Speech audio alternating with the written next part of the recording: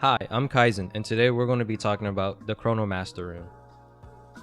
Chronomaster, or Chrono for short, is a checkpoint rune that once activated allows users to run freely for 4 seconds, and then it returns them to their original activation point.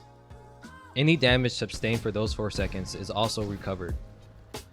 The checkpoint pillar is only seen by you and your teammates. However, people can still see a sphere animation around you and hear the clock ticking audio cue. Chrono has a few strengths and major weaknesses. However, I will be covering ways to counter these weaknesses later in the video. There are also timestamps for each part of this very short video. For now, we'll be covering the major strengths and weaknesses of Chrono. For its strength, this rune is great for mindless aggro attacks and fake outs.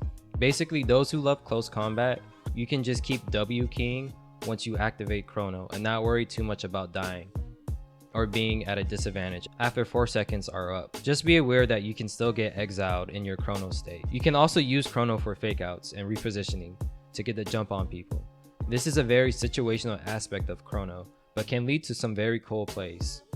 Now for downfalls. A major weakness includes long cooldown times, its lack of mobility in a game heavily reliant on movement.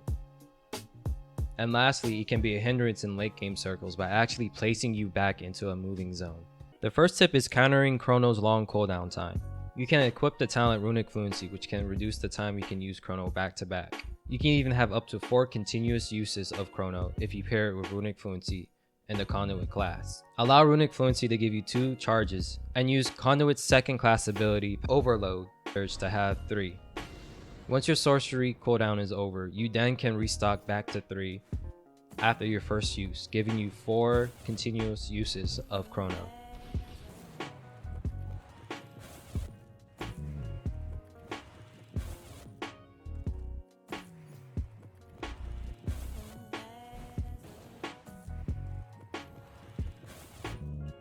To overcome Chrono's lack of mobility, you can improve your positioning skills to get the most out of your 4-second window.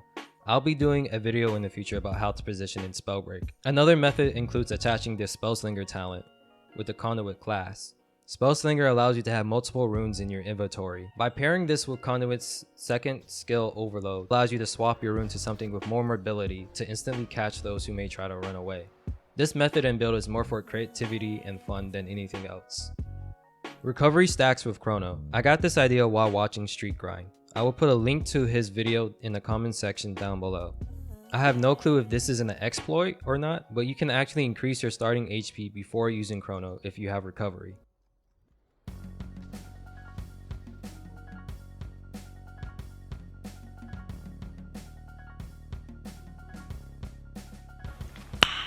Nice. The next couple of tips are for playing against Chrono. If you can, pay attention to where a player activates Chrono. This gives you a chance to anticipate and position an attack such as Dragonfire, Toxic Clouds, a Boulder Barrage, Lightning Strikes, and so on. So even if they're spamming Chrono, you can significantly chip away their HP before their next use of it. If you can't position an attack ahead of time, then just be patient for them to run out of charges. Remember, if they're using Chrono, that means their rune mobility is damn well non-existent. So you can run circles around them with other runes such as Dash, Spring Step, and Shadow Step. Speaking of Chrono having limited rune movement, this goes into our next point. Sometimes you can choose just to run away. You don't have to take every fight you see. Battling a Chrono user can be time consuming, which leaves the door open for annoying third parties. It's always smart to pick your battles and to set yourself up to succeed in the overall objective of the current game mode that you're in. Lastly, I don't always recommend this, but you can gamble and try to take them down while they're in their Chrono state. This is a high gamble because yes, you can try to end the fight pretty easily and quickly and reduce the chances of a third party happening.